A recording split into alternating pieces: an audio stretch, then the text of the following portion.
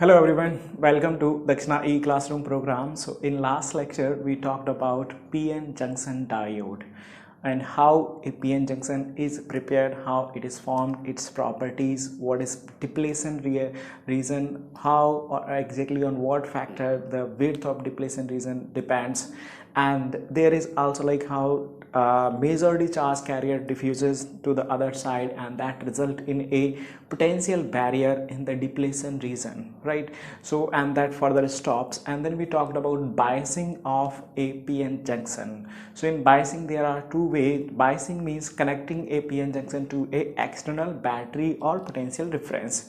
It can be connected in two ways. When P is connected to high N is connected to low, we call this is forward biasing, and other way when N is connected to high and P is connected to low, that is termed as reverse biasing. And in each case we saw that how actually like current flow and the variation of current with the voltage. So we like studied the separately forward and reverse biasing IV characteristics. So if I draw IV characteristics of a PN junction, then I can combine those two results, and this PN junction like characteristic of define the PN junction basically. So here current I, it's in milliampere, forward biasing V is in voltage, here V is in voltage, it's reverse biased voltage. In here reverse biased current is in microampere, because you must be knowing reverse biased current is very low.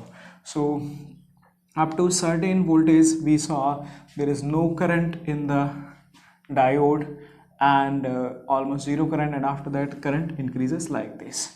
So we call this as knee voltage, and here remember here it's milliampere current, and reverse bias the current is in microampere. It's like very less current flow in reverse biasing. So the resistance offered by the PN junction diode in reverse biasing, it's very high. I told you it's roughly around 10 to the power 5 ohm, and resistance offered by the PN junction in forward biasing is quite low. It's from around 10 to 25 ohm only, right? And like we can see here IV characteristic of in forward bias. So this is forward biased. Here you can see this IV characteristic of it's not a straight line. That means PN junction in forward biasing is not a ohmic conductor. In Ohm's law, IV characteristic curve must be a straight line, but here it's not. So actually here instead of calculating like resistance, we calculate dynamic resistance, because here resistance offered by this PN junction in forward biasing will keep on changing as you are changing the voltage, right? And overall we can say in forward biasing the resistance offered is less. In the last class I even explained that why in forward biasing the resistance offered by the PN junction is less and why it is very high in case of reverse biasing. So finally we have a PN junction diode here. This is the characteristic of reverse bias current. It's like very small, very less magnitude. It's like this, and there arises certain voltage. We write this is VB. This is called breakdown voltage. Breakdown voltage. So means when we are applying reverse bias voltage and it's like very small, then there is no current or very like microampere, very small current flows in reverse biasing, right? And I told you, so this will be basically your drift current. Diffuse current will be very low, and drift current increases slightly because of increase in the electric field in the depletion region. And here after certain value of voltage, if it is going beyond a limit, like then current increases drastically, and this is said to be the breakdown of a PN junction, and sort of like you can say failure.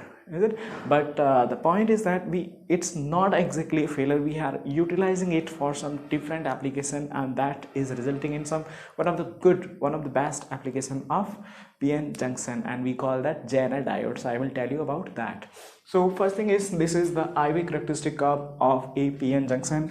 This region is in reverse biasing, this is in forward biasing, and from here you must be clear the resistance in forward biasing by PN junction in forward biasing is very small, right? Only some around 10 to 25 ohm something. But in reverse bias, resistance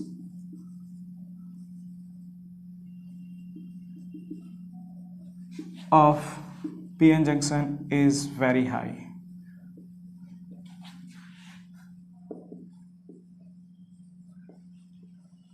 Very high, and it's of the order of 10 to the power 5 ohms. So it's offer very high resistance, and this is, and here beyond this region, it finally in the, if a high voltage is applied in the reverse biasing, then finally it break down PN junction, and that is called breakdown of PN junction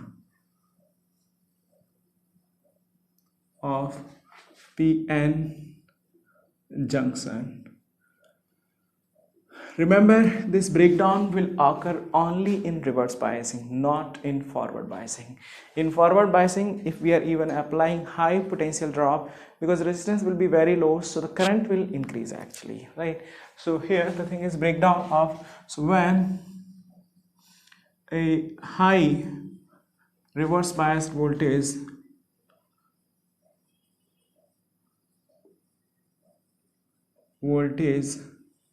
is applied across PN junction after a current increases drastically through PN junction. This is called breakdown of PN junction.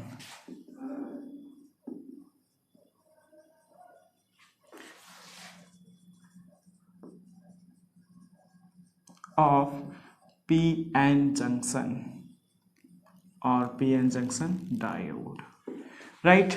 Now the point is, next thing is, okay, we understood we are applying high potential drop across the PN junction diode, that too in reverse biasing, and after a certain value of that potential drop or reverse biased potential drop, the current in the PN junction diode increases drastically. This phenomena, and that will be called as breakdown of PN junction. And actually it can happen, the mechanism, the way it is getting breaked down, there are two ways. One is called Avalanche breakdown, AVALANCHA breakdown. Another is called Zener breakdown. These are two ways or sort of like mechanism of breaking down. So based on that we call Avalanche breakdown and Zener breakdown.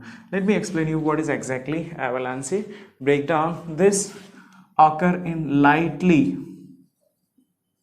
doped PN junction, and Zener breakdown, it's highly doped.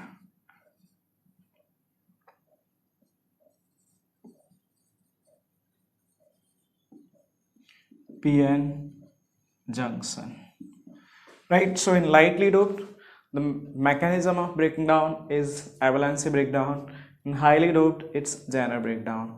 Let me explain you how exactly this mechanism, this way, and what is exactly your Avalanche and Zener breakdown.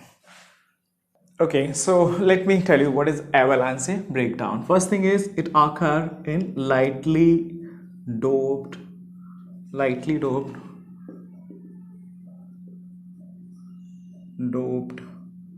PN junction.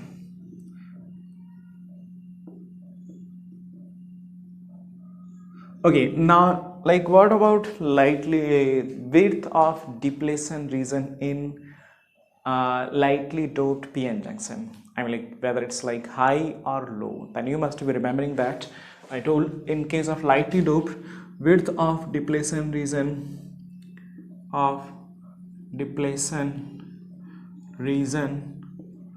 is high. So just to make you understand, I am trying to draw this is, let's say, our PN junction and lightly doped, and I'm drawing this width a little bit exaggerating, is it? And it's like P and it's reverse biased. So what happened actually here? The width is high. This is D. Potential drop V is applied, and that will be like equal to breakdown voltage. So what will happen actually? A high potential drop means high electric field is there, and that result in the breakdown of bonds actually in this depletion region, right? Because definitely here this majority charge carrier doesn't flow actually. They will be pulled down this side. These like negatively charged will be pulled this side, like P holes will be pulled back, electron will be pulled back, so no majority charge carrier will flow. But in this depletion region, because of high strength, bonds start breaking, the covalent bonds start breaking, and what will happen actually here? One electron hole pair will be generated, and because of, see here, it will be like positive, positive, positive and negative. So what will happen? This electron will accelerate with v velocity v, and it, because the width is quite large comparatively, so it will accelerate, it will attain a very high speed. And what happened in that case? It's just like equivalent to a bullet. So when a bullet is passing through something like, and something comes in its way, can you just imagine what happened with that? It just simply like tear apart that, is it? And keep on moving forward. Exactly similar situation happened here actually. So one bond break here, this electron accelerate and it acquire very high velocity, and other electrons that come on the way of this electron also, like because of high kinetic energy of this electron, it eject those electrons also. So one electron, then here it eject two electrons, high velocity, so here it will be ejecting one more, and like this, and in this way the number of electrons keep on increasing exponentially, and a large current flows, large electron this side and holds this side, so that result in a large current across the PN junction in reverse biasing, and that mechanism is called as avalanche mechanism, avalanche breakdown. So when high reverse biased voltage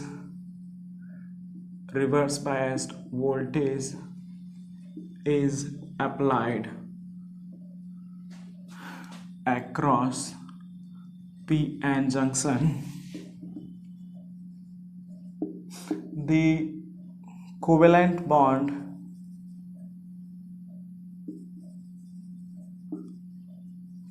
break in depletion region and electron accelerate due to high electric field, and it eject electrons from other atom to this result in large number of electron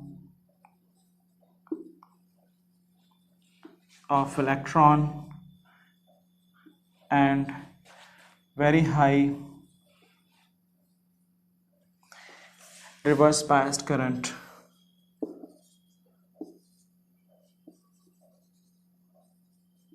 This mechanism, this is called avalanche breakdown.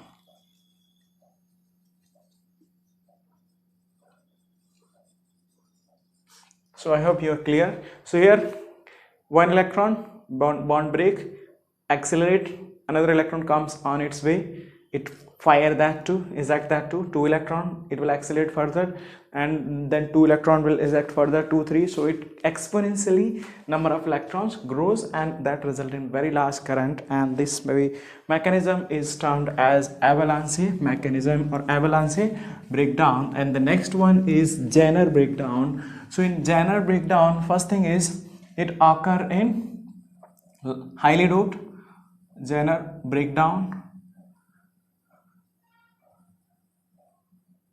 and here it's a highly doped occur in highly doped PN junction, right? Highly doped PN junction. And so definitely what will happen, highly doped PN junction, width will be width of depletion region is small, and you can see E is equal to what, VB divided by D. So if D is small, you can write that implies E will be very large.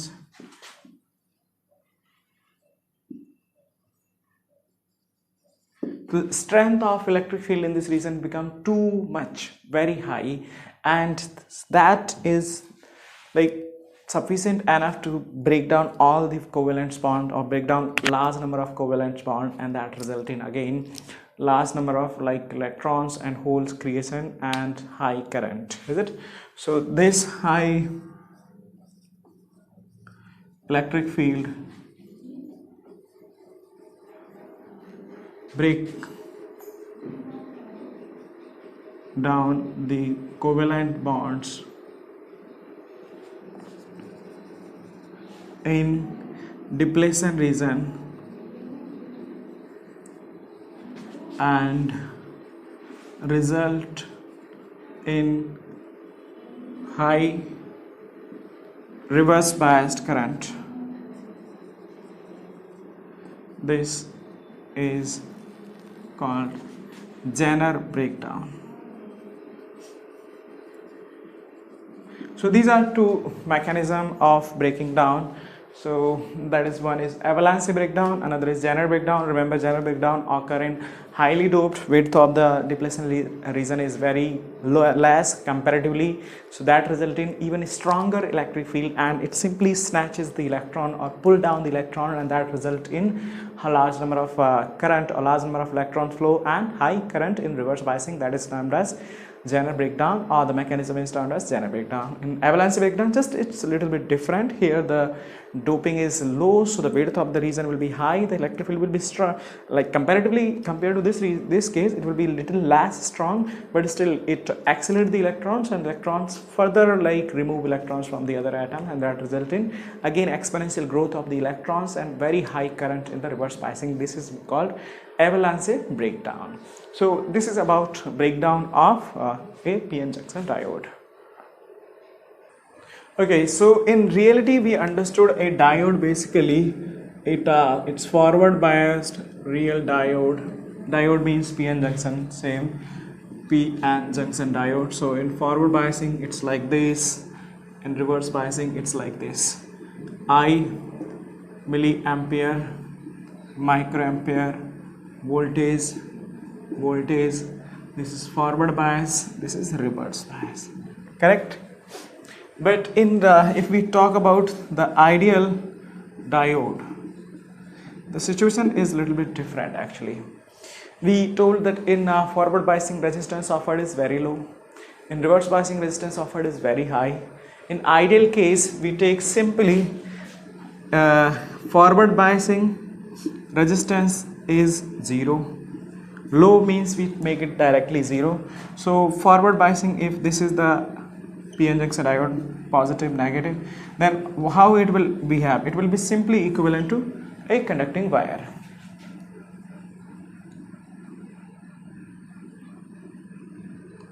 Ideal, remember that. Similarly, reverse biased resistance is very high, means almost taken as infinity. So if it is connected in reverse biasing, this is positive, this is negative. In this situation here, resistance offered will be like very high, so it will act like open circuit, it will not allow the current to flow at all. So this is your, it will act like open circuit, and current I will be 0 in this situation. So until and unless it's mentioned specially to you, treat it like a real diode. We almost take it every time. It's equal to an ideal diode. So just remember it, that how an ideal diode behave exactly in forward biasing and reverse biasing. So in this application, can you just imagine it's how important, how like interesting this property is, that it allows simply current in one, you are keeping it connecting in the circuit, only in one direction it will allow the current. If current polarity you are changing, if you are changing the biasing, it will simply stop the current at all. Is it? No current will be flowing in that. So this property is actually used in rectifier.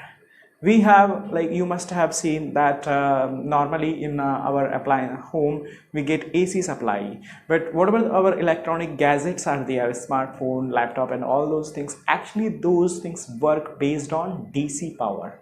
The batteries, they are DC actually.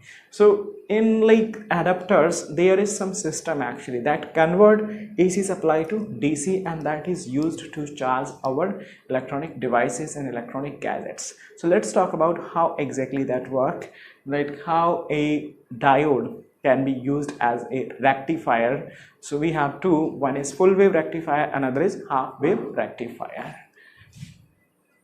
Okay, see one problem based on dynamic resistance before moving for wave rectifier or PN junction as wave rectifier. So just see here, the IV characteristic of a PN junction diode is given this, and find approximate dynamic resistance of PN junction when a forward bias of 1 volt is applied, forward bias of 2 volt is applied. So this is the question given. Let's solve it.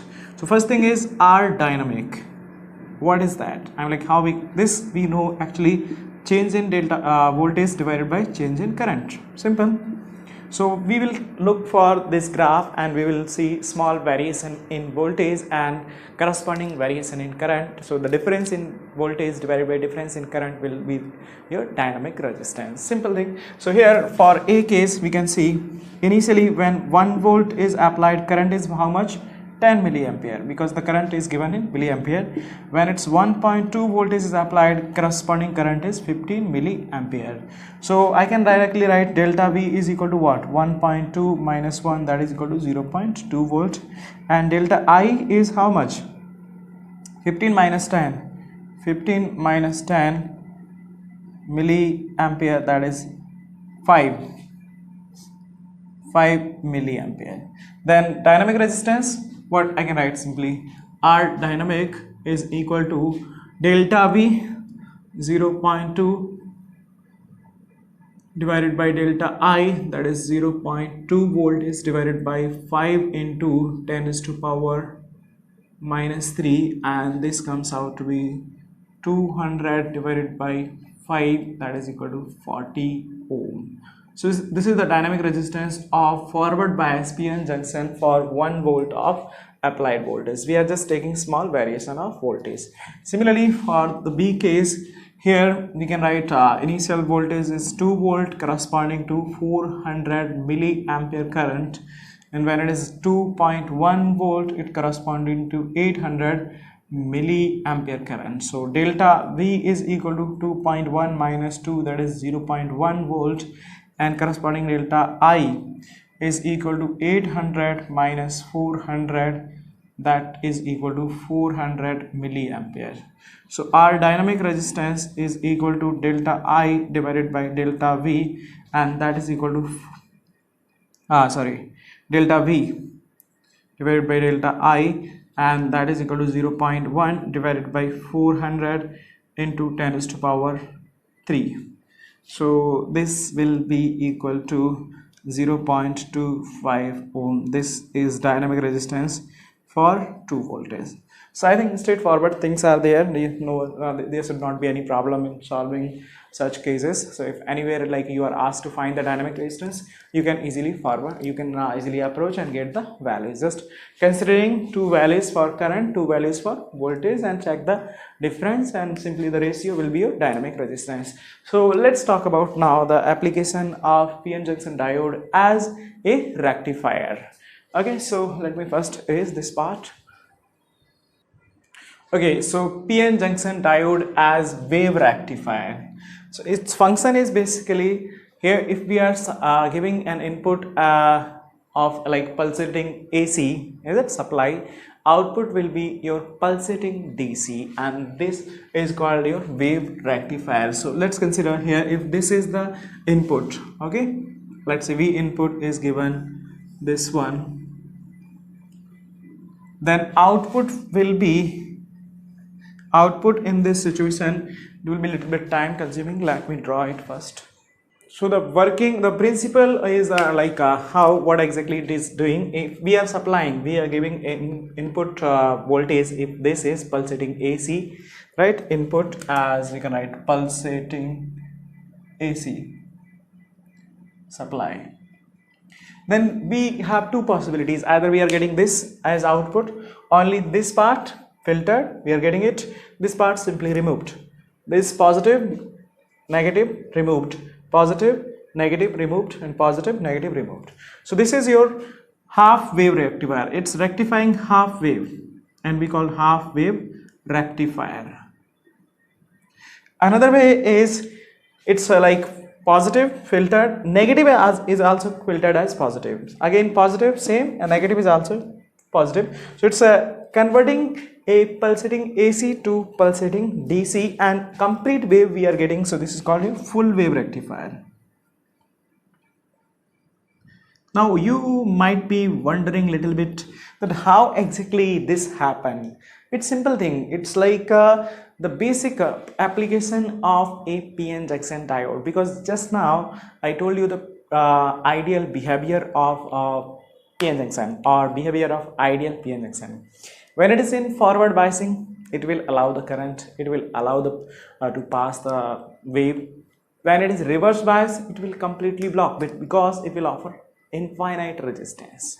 So let me draw the circuit diagram for half wave rectifier, and then you will understand exactly how it rectify, and similarly for full wave rectifier. Okay, let's try to understand how an half wave rectifier actually rectify it, or how it works. Okay, so we have here pulsating AC, or basically AC in source, and Vi is the input voltage, and Vi is, this is your input supply. When it is passing through a transformer, we know actually in transformer, if this is the primary circuit, and Vi is the voltage across primary, then output voltage will be out of phase to the primary by a phase angle of pi. So that's why V output, basically VO prime, I will be getting, this is just phase change of pi. Depending on the number of turns, it may be like the voltage may be amplified or diminished, means like output voltage may be either like amplitude may be greater or smaller. So ultimately we are getting, actually here V output prime will be simply just inverse phase, right? Now see, look at it actually here. So if I say this is what, negative, so if I am taking like this is one terminal, right, and another, so here if this is the condition, negative, and this is positive, is it? So you can take it, let's say this is 1 2 3 4 5 6 7. So we have 7 half cycles. So now for first half cycle, what will be the situation? This will be negative, this will be positive. Now just look at it actually. Negative, so means the P side of the diode is connected to negative. So what do you think, the diode is forward biased or reverse biased? You must be easily able to identify it is in reverse bias. Is there any possibility that it will allow to flow of current? No.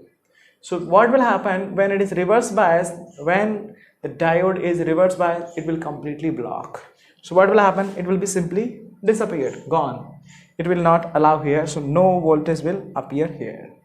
Understanding? Now next situation 2. This is like negative half cycle, this will be positive half cycle. So in this situation what will happen? 2, it will be positive and it will be negative.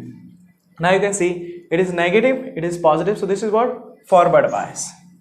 Diode, you can write here reverse biased, this is forward bias. So forward bias, it will just completely without any disturbance, because it's like resistance in ideal situation we can take it 0, so it will completely allow the current, so current will pass, and correspondingly I multiplied by V, we will get output voltage. So it will simply allow it, and this output we will get it here. So this is the output. Similarly, next, in case of third, is it third half cycle, it will be what? Positive, this will be again negative. So you can see what is the situation. Diode is forward bias or reverse bias? You can easily say it's reverse bias.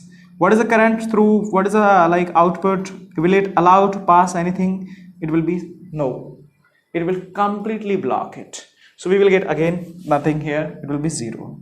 Similarly, for cycle fourth half cycle, it will be positive. It will be negative. So you can see it will be again forward biased. And here we will get output, again reverse bias, no output, and here we will get output and no output. So this way you can easily understand that how a diode is actually working as half wave rectifier, and with simple its property, simple its behavior, we are in position to use it as a rectifier, and this is called your half wave rectifier.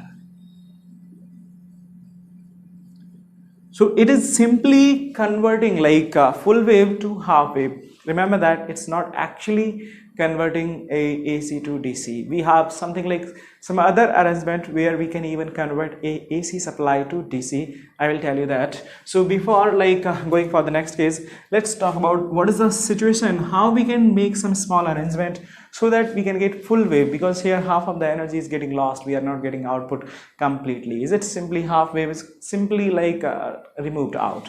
So we want something like better, and that is your full wave rectifier. So there is small arrangement and we can get even full wave also rectified. So full wave rectifier. Let me draw this diagram first and then I will explain you. Okay, so the full wave rectifier here, the circuit for full wave rectifier looks like this. Here we have input, this transformer, and here we are getting output, V output prime. Now instead of using one diode, here we are using two diode, and it's connected, one here connected here, and this setup, and one we are taking output across this or from this actually. So this is called center tap rectifier also, because it's like output is taken from one from center and another from as. Now see how it is actually rectifying it, and we are getting full wave rectified. So first thing is, this is our input, because transformer simply get output out of phase by pi. So if Vi is this, then V output prime will be simply this. It's not still rectified. Now what will happen? Let's talk about in this situation. So here this is a case, let's say 1, 2, 3, 4, 5 and 6. So we have 6 half cycles, and this part can be raised because we finished it. Now let's talk about for each cycle and how we are getting. So in case of cycle 1, you can see it's again like negative half cycle. Negative half cycle means you can see for half cycle 1, what will happen here? Negative means this will be negative, basically this will be negative and this will be positive. So in this situation it will be positive, negative. What will happen? Negative, positive. So this you are seeing actually here negative, so it's reverse biased. So for first half cycle, diode 1, diode 2, you must be understanding this is reverse bias. Diode 1, it's connected to P is connected to the negative. For diode 2, P is connected to positive. So that's why diode 1 is reverse bias, diode 2 is forward bias. So here I is 0 and here I will be there, non-zero. So what will happen actually? Here no current will be passing from here, but current will be going from here, there there and there and this way. So still we are getting current from A to B, and output voltage, so here you can write current flow from A to B, and we are getting output is equal to R output into I, and this will be your output. So you will get filtered. So A to B, I am taking it positive potential VA minus VB. So let's say this will be this way, I hope. And this is rectified by diode 2, remember that. Next, half cycle 2, is it? So for half cycle 2, clear? In this situation, what will happen? Half cycle 2, things will reverse. It will be positive, negative, negative, positive. So now look at it. D2, it's connected to negative. What it is? Reverse bias. Will it allow any current? No, it's 0.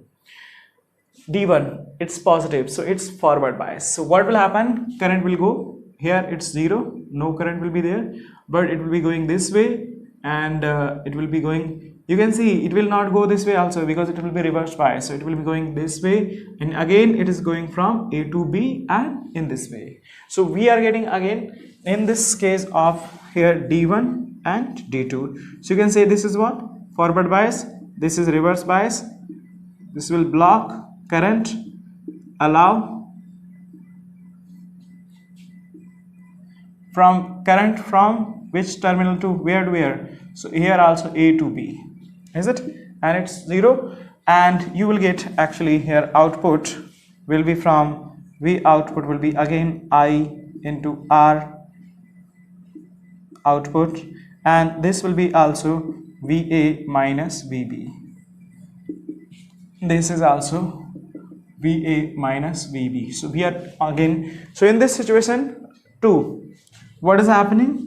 Again we are getting output, and this time we are getting because of D1. D1 is allowing, D2 is blocking, and so on. In this next half cycle it will be D2, next half cycle it will be D1, half cycle D2, next half cycle D1. So in this situation, one diode allow for one half cycle, next half cycle another diode will be allowing the flow of current, and output voltage we are getting. So overall this pulsating AC is getting converted into pulsating DC, and here we are getting complete wave, and this is called a full wave rectifier. So I hope you are clear with that how actually full wave rectifier also work. So this is how the working of full wave rectifier. Next thing is like we still getting here AC. AC, not I should not say AC, it's called pulsating DC. This is pulsating DC. If we want a DC means like constant DC, then what can be done? For that also we have one setup that is called filter circuit, and let's talk about that. There we use capacitor and inductor. So a filter circuit basically by rectifier we ultimately getting a pulsating DC. If we want to convert that pulsating DC into a constant DC, then we need a filter circuit. So filter circuit is used to convert a pulsating DC to pulsating pulsating DC to constant DC output. It can be done by like basically two ways. One is connecting capacitor in parallel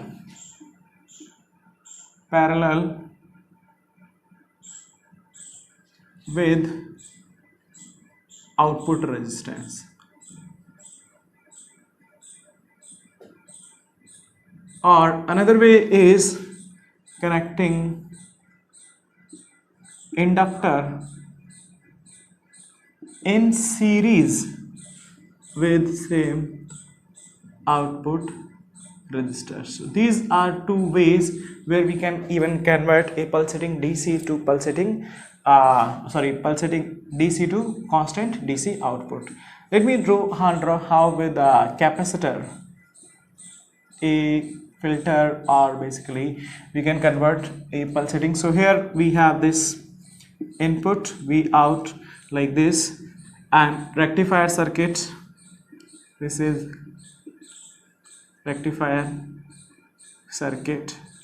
And finally, let's say full wave rectifier, we are getting here some output. But it will be what? Simply our output. So in this situation, V output would be what? Pulsating DC. To convert that pulsating DC into pulsating like constant DC, we need to connect one capacitor in parallel with this. So if capacitor is connected in parallel with this output circuit, in this situation, what happen actually? Let's try to understand. So with rectifier, V output with rectifier only, we are getting this.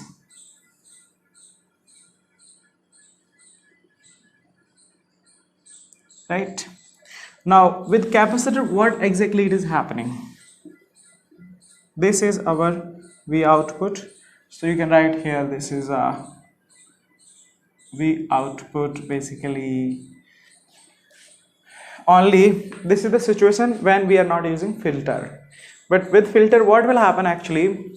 So let's say it is charging from here to there. Capacitor will charge and you will get like same current will be flowing this way, so you will get some output. Now what will happen when this potential drop across this is decreasing, because capacitor, so we need to choose capacitor such that the time constant of this circuit is, so let's say the time period of this cycle is T, time period cycle, and tau is the time constant of RC circuit. Now if tau is very greater than T, then what will happen? If tau, time constant of RC circuit, is very greater than T, then it will not like the charging and discharging. So it will not easily, the discharging will be a very slow process. So in this situation, if this is the discharging will be a very slow process. So what will happen here? Let's say this increases up to here. Now when it try to fall actually, but this capacitor will not allow to discharge. It will still try to maintain that because it has stored energy. So that energy will be utilized and it will not allow to discharge soon. So it will not allow the voltage to fall. So it will be like almost constant. Then after some time, once like it is done, it will again start charging. Again, it will not allow to increase actually. So something like this, something like this, something like this, almost like this. So we get a DC output, something like that. Here if tau is very greater than T, then we can get almost a constant DC output. So this way, with the help of filter circuit, by connecting a capacitor in parallel with the output resistance, we can still get converting a pulsating DC to constant DC. Another way is by connecting, so let's say again this is the similar VI input. Here we have rectifier circuit,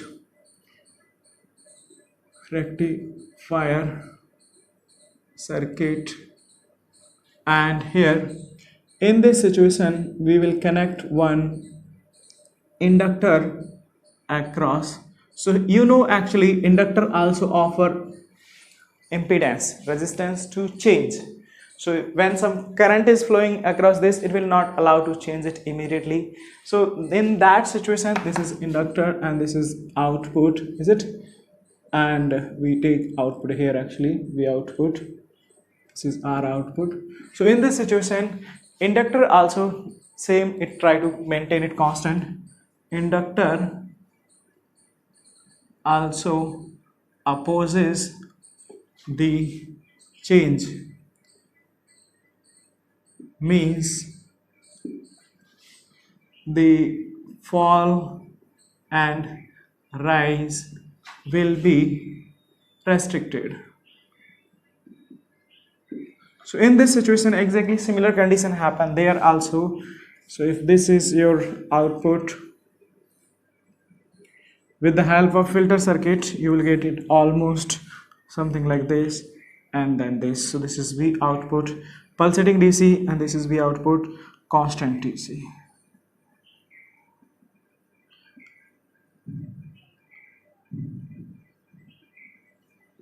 So I hope you are clear, you must be clear that how with the help of a filter circuit means like connecting a capacitor of sufficient capacity so that this tau is very greater than capital T, time constant, time period of that pulsating pulse.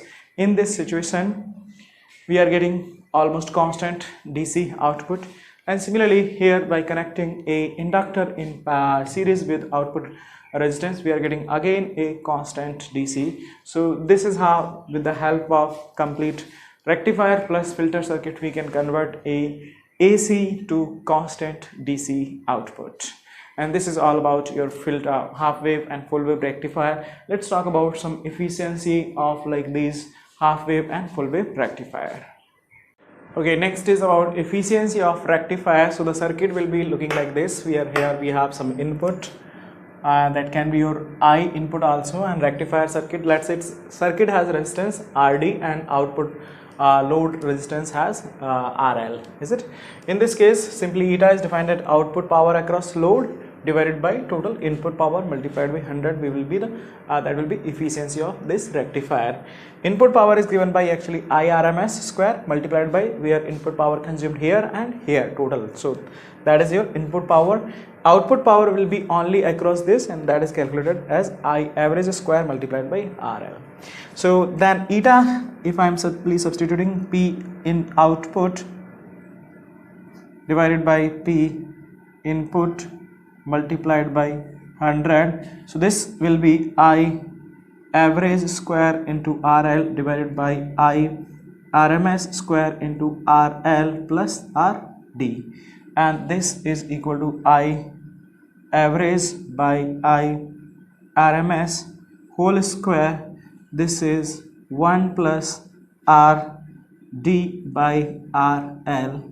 So this is the multiplied by 100 multiplied by 100. This is the formula for calculating efficiency of half wave or full wave rectifier. So here we need to calculate actually average and RMS value of the current, and that we can calculate very easily. So for half wave rectifier, because here the output is it will be only for half actually, so that's why we will calculate it for half, and but the time it will be like averaged out for complete cycle. So that's why I, let's say, is equal to some I naught sine of omega t. This is our current. Then its average value I average will be given by integral I naught sine of omega t dt 0 to pi by omega divided by 2 pi by omega. Simplifying it, we get basically I naught by pi. So I average for half wave rectifier is given by I naught by pi. Similarly, we can calculate RMS value. I RMS will be under root integral I naught square sine square omega t dt 0 to pi by omega divided by 2 pi by omega, and this comes after calculating I naught by 2 I RMS, again half wave rectifier. So this way we get actually I RMS and I average for half wave rectifier. Then we can calculate its efficiency is given by substituting here I average by I RMS, that is I naught over pi divided by I naught divided by 2 whole square divided by 1 plus RD by RL, and this is equal to basically 2 by pi square, that comes 0.406 divided by 1 plus RD by RL multiplied by 100. So actually for ideal diode, this is resistance will be 0. For ideal, RD is 0. So eta is comes out to be 40.6 percentage for half wave rectifier. You can see the efficiency is 40.6 percentage for ideal half wave rectifier. Similarly, let's calculate for full. Okay, so for full wave rectifier,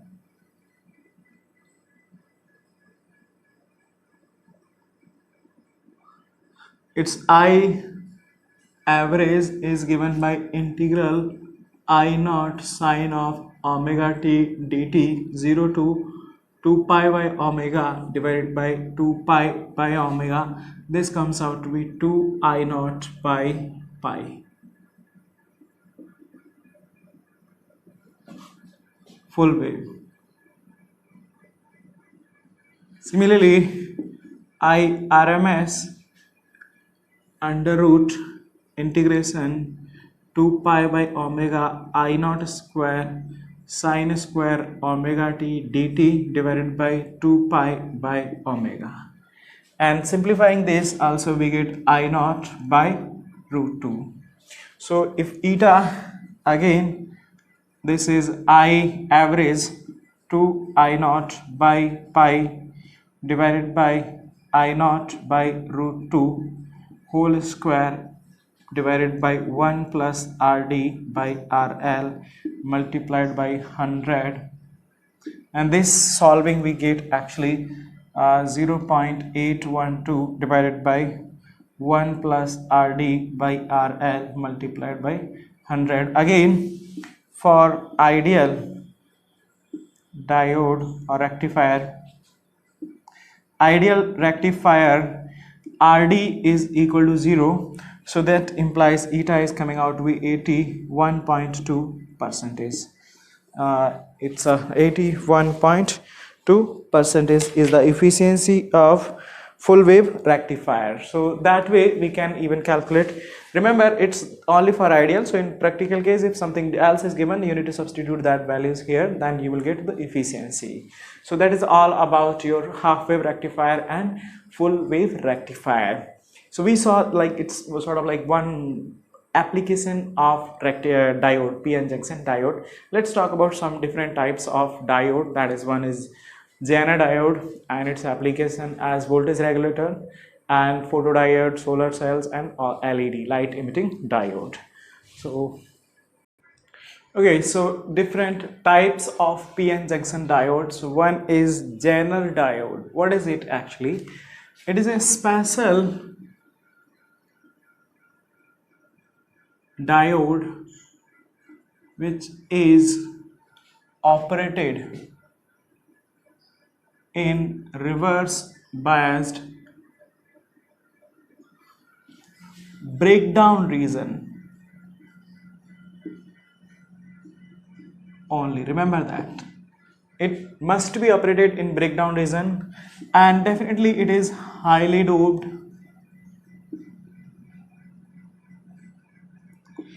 We have like special symbol for Zener diode, and that is this. This is Zener diode. Again, P and N must be operated in reverse bias. The characteristic of Zener diode is like up to here, like reverse bias when low voltage, it will be just like normal diode, and after that breakdown voltage V breakdown, immediately current increases drastically. This is I in microampere. Now see, something important here is that it has some special property that once the voltage across this is going breakdown, is it reaching breakdown, means it is like in active mode, it is now operated. After that it can maintain constant voltage, and it can increase even for this current voltage will be VB, even for this current voltage will be VB. So it can allow any amount of current to pass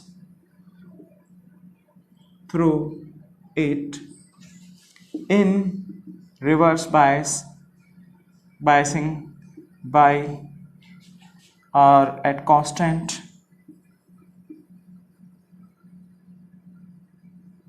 voltage that is equal to breakdown voltage. So this way, understanding, in this way, whenever like it can increase the current, but voltage it will not allow.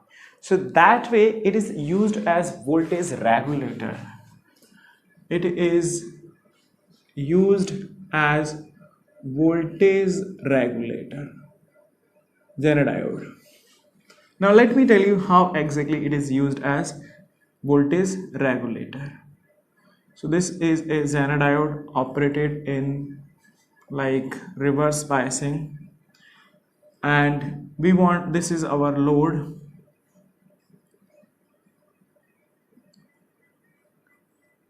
the voltage across it we want it constant, and let's say some resistance here R. So some current I will be flowing through it, then it will be IZ and I load. So at any instant of time I can definitely write I is equal to I through diode plus I through load. Is it? If I, let's say this is V, so I can apply KVL, then it will be V minus IR minus I, like you can write VZ across this is V breakdown actually, and here definitely because these two things are in parallel, and when we want to use a Zener diode as voltage regulator, then regulator across some device we should regulate, or we must be talking about regulating the voltage across some device. So the Zener diode must be connected in parallel to that device across which we want the voltage to be regulated. Is it so? Zener diode should be connected in parallel across a load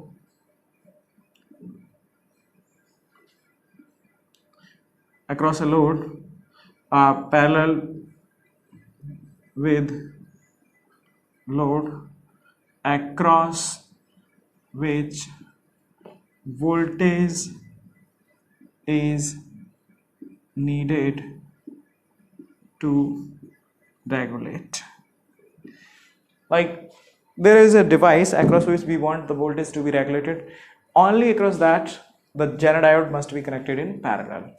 So the connection will be this, it will try to maintain the voltage across this, and here actually this V0 is equal to breakdown voltage, right? So this will be the situation, it equal to 0, right? V equal to IR plus VB breakdown, and here V load is equal to V output, that is equal to, you can write V breakdown. So now see what happened actually. Let's say this is your input voltage, right? Let me erase this part. Remember its symbol, it's different from normal diode, it's highly doped. Remember its characteristic curve, it's similar to normal diode. So here I am trying to help you now, explaining you how a Zener diode can be used as voltage regulator. Is it? So voltage regulator means even when there is fluctuation in this input voltage, still voltage across load must not change. Is it? For any fluctuation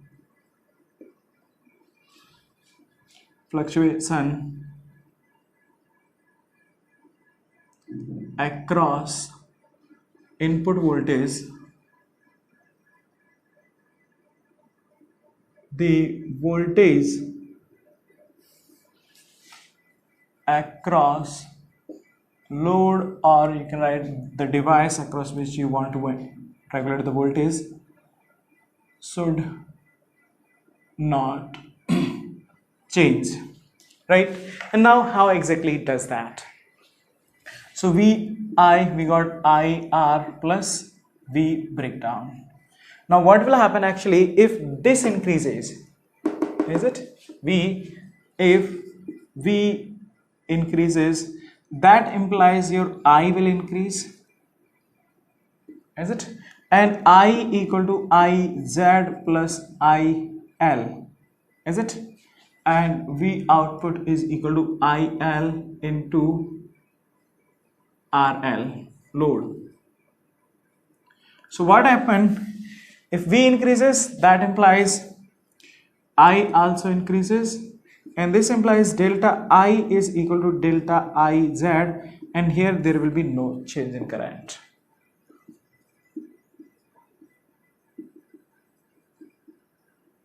So in this situation, by maintaining even constant voltage across this, if some excess current comes in when V is increased, I current will increase. So whatever the excess current is there, it will pass across it and it will not let this current to change. So that way V output will still remain IL into RL. If I changes, this will change and it will allow to pass the excess current even when some current is falling a little bit, so that your diode is still in breakdown region. Then it will increase, actually decrease its own current, but it will not allow to change this current, and that way the voltage across the load can be maintained constant, or voltage across the device can be maintained constant, and that is how a Zener diode is used as voltage regulator. So the simple concept for Zener diode to be used as voltage regulator is that here, whenever I current changes by changing input voltage, it will not allow to change this current. It will allow whatever the change is there, that complete change will pass across in diode. So whatever the change in this will be passing across this delta I, it will not allow to change this current. So that way the output voltage or the voltage across the load or voltage across the device can be maintained constant, and that is how your Zener diode is used as voltage regulator. Okay, let's see next things. Okay, next is photodiode. So basically a photodiode, it's a normal diode which is being operated in reverse bias. This is N side, P side, so it's being connected like N side connected to positive and resistance. So like that is how it is operated. So it is operated in reverse biased, right? And what happened actually here? So let's say when there is no light falling on it, no light falls on diode, then what happened? Because of thermal, some holes are generated, electrons are generated in P side and holes are generated in N side, and these electrons will be like flowing, these electrons will be pushed this side and holes will be like pushed this side. That will result in some reverse biased current, I current in this. And now see here, we know actually in reverse biasing it is simple diode. Then what will happen? The current in reverse biasing is very small. So here you must be knowing it actually. So the current in reverse biasing, it's like very small, and that is almost constant. So when no light is there, the thermally generated electrons on P side and holes N side constitute the current that is called dark current, because it's like condition of no light. So in this situation, that will be like very small current and it will be almost constant, and this is also called saturation current in reverse biasing, right? So that is like when no light is falling. Now what happened actually, when light is falling on it, it is made such that light reaches. So when light fall on it, light will be reaching in the depletion region. When light fall on it, it reaches the depletion region, and that will create additional electron hole pair that light of sufficient frequency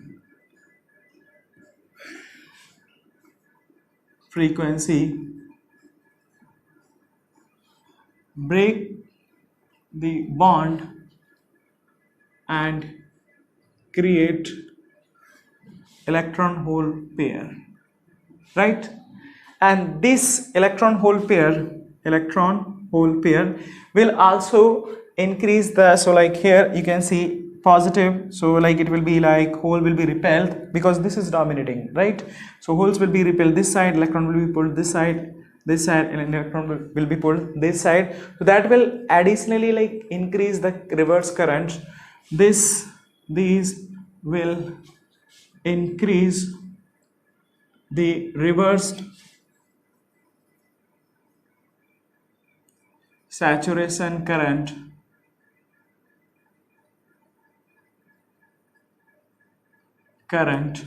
and so this way basically, first thing is because already the current was very low, so it will be like increase like this. So this is, you can write dark current, this I microampere, this is the current with light, so that this change in current is detectable. That's why also that is one of the reason we are operating it in reverse bias. Like this photodiode is used in, like many of you might have seen some like in bank note counting machine basically. So there when one note passes, it blocks the light actually, and it basically machine count the change, is it the change in current from dark current to the light current basically, and that like when each note will be passing, it will be blocking it once. So it will be like changing from here to there. It's continuously light. When it's note is coming on the way, it will block it, so it will change. So that changes are counted, and that way it is like, so it is used in different places actually. Similarly, like automatic door opening systems are also there. So there it's like made when like continuously light is falling on it, it will be like making them closed. When someone passing nearby, is it the door, what will happen, it will block the light actually, and that will send the signal to open it actually. So that way this is used in different like counters and like some machines like maybe, is it. So this is termed as photodiode. So it has like a lot of application. You must be understanding how exactly it works. First is when no light is there, only thermally generated electrons and holes will constitute the current, and you know actually that current will be like saturation current, and we call it dark current. When light is passing, additional electron hole pair are generated. These increase the current, and this change is basically the basic fundamental property of this photodiode, which make it useful for different applications. So this is one diode that is called photodiode. Okay, next is light emitting diode, and that is also called LEDs. First thing is it is operated in forward bias.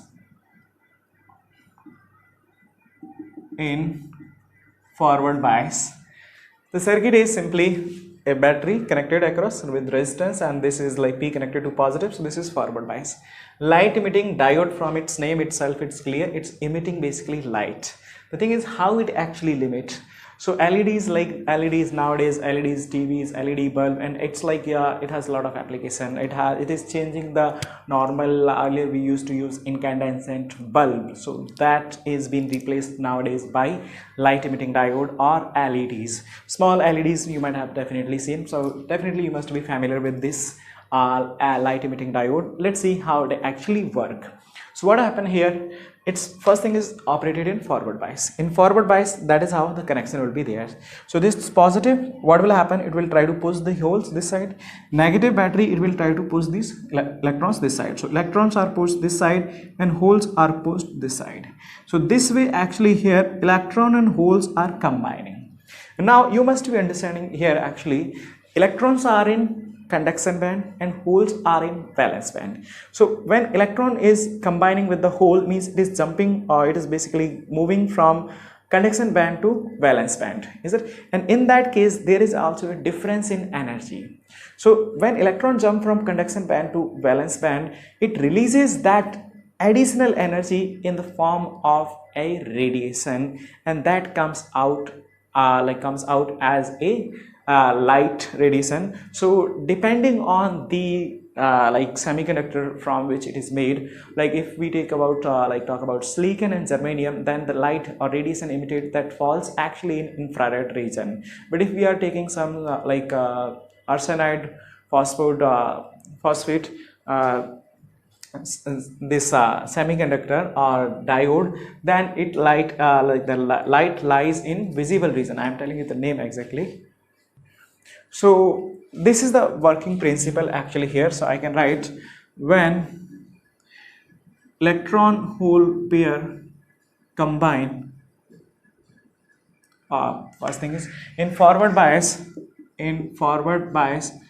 holes, electron and holes move toward depletion region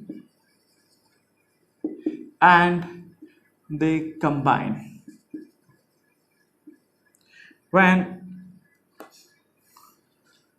During which electron move from conduction band to valence band, and you must be understanding the energy of electron in conduction band is higher. Energy of electron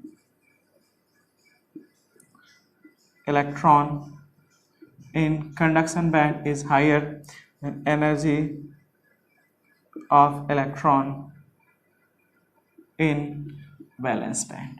So this difference in energy, basically when electron is jumping from conduction band to valence band, the difference in energy will be released in the form of radiation. The difference in energy of electron will be released as radiation, and this comes out as light. So that way a diode is emitting light, and this is called light emitting diode. Normally silicon and germanium diode emit infrared radiation. So, but we can't see infrared radiations. That's why silicon and germanium diodes are not used in LEDs, is it? So there are sodium, no, it's yes, gallium arsenide and indium phosphide. These are used, basically these diodes, or means diodes made of these semiconductors, is it, emit radiations of visible light.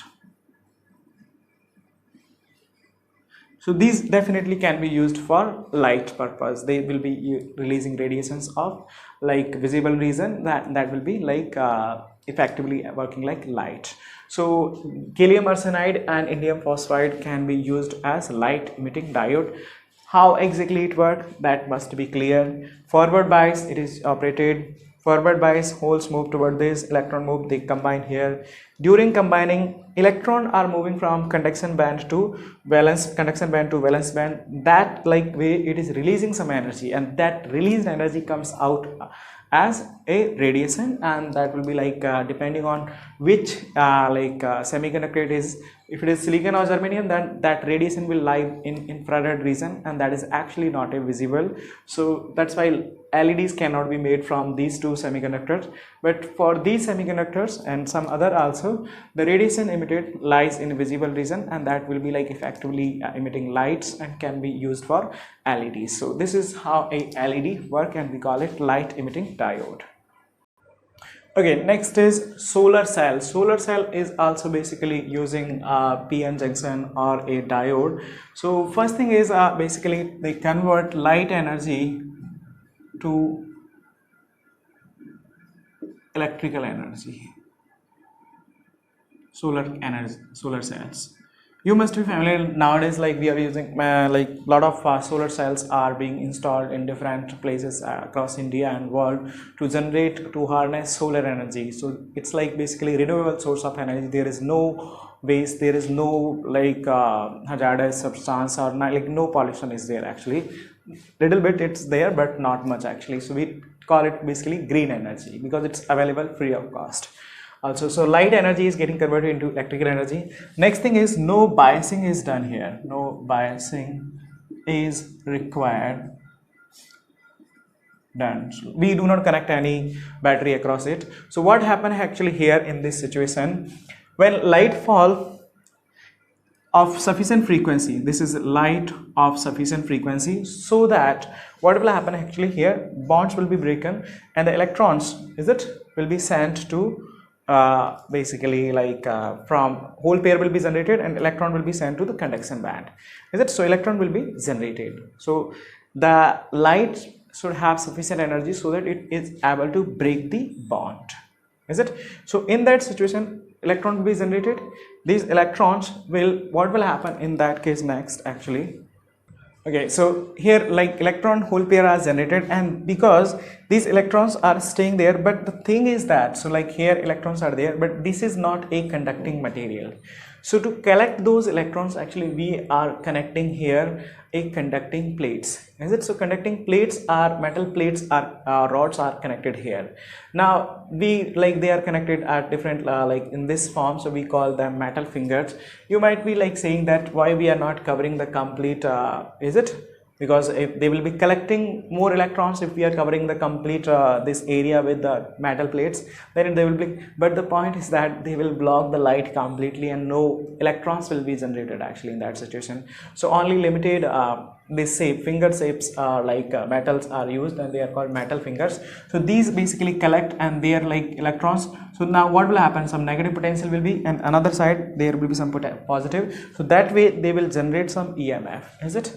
So like electron hole pair are generated by light of sufficient frequency